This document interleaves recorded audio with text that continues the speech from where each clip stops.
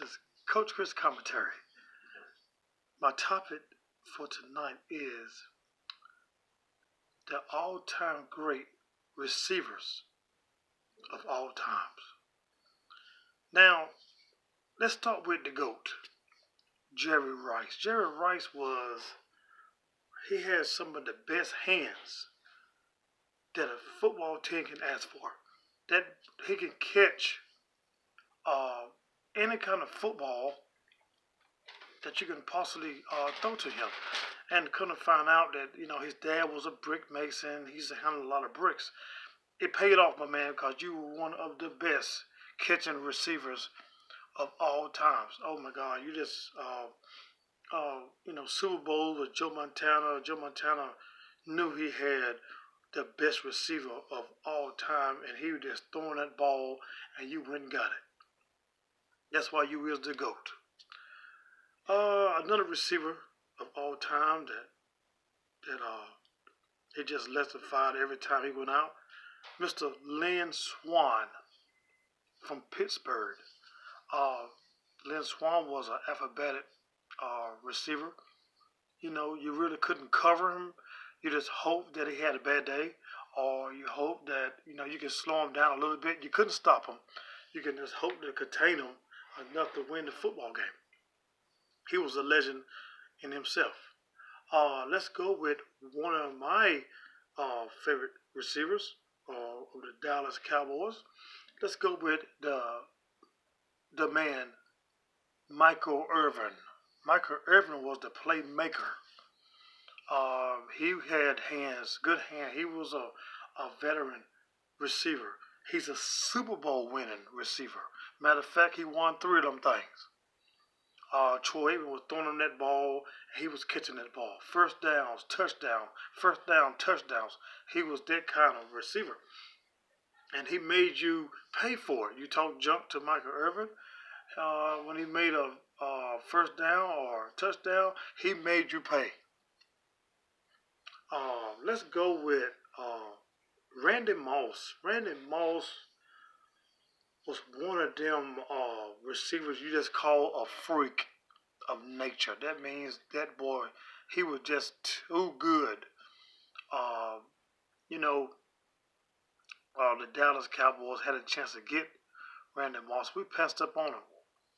And that boy lit up the NFL. Not only did he burn the Cowboys every time he played them, but every chance he got any team that played him or tried to cover him, didn't have no luck.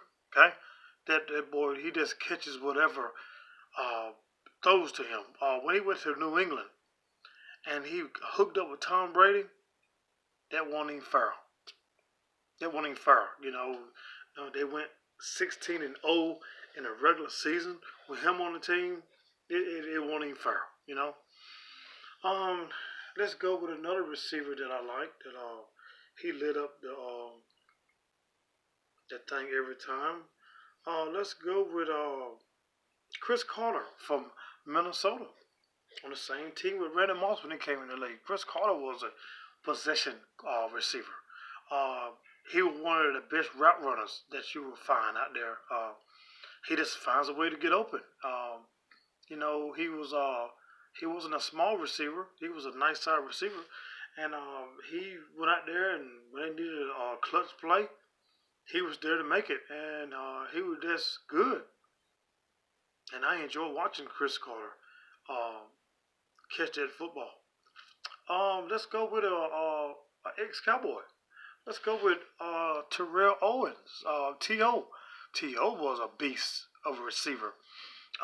When his time in Dallas, I enjoyed every minute. Even though he was a bad boy, he kind of disrespected the star, but he made up for it. He came to Big D, and he turned this offense around because nobody couldn't check him either. He was an uncheckable receiver, and I'm glad that he made it into the Hall of Fame. Him and Randy Moss. Cris Carter is already in there. Jerry Rice is already in there. Let me see. But he was a good receiver also. Let's go with John Taylor from San Francisco. You don't hardly hear that name, because he was on the same team with Jerry Rice. So he was on the back burner. Nobody talked about John Taylor. John Taylor was one of the best receivers in the NFL, but he didn't get no attention because you had the GOAT on the team.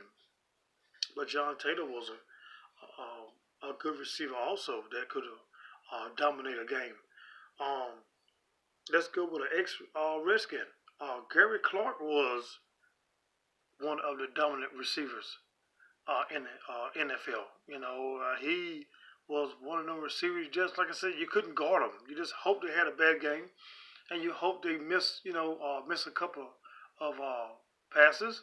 But he was always on point, and he was just one of them receivers where you just had to try to double team him or do something to just slow him down. But he was that kind of receiver. Um, Let me do one more. Let's see. Calvin Johnson. He was a dominant. He was a dominant receiver out of Detroit.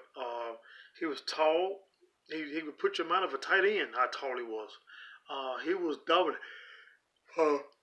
Excuse me. He was one of the receivers that the first receiver I seen.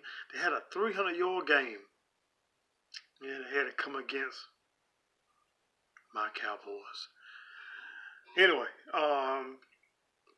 he was a good receiver, and he was something to be reckoned with. And that was my list. This is Coach Chris Commentary. Good night.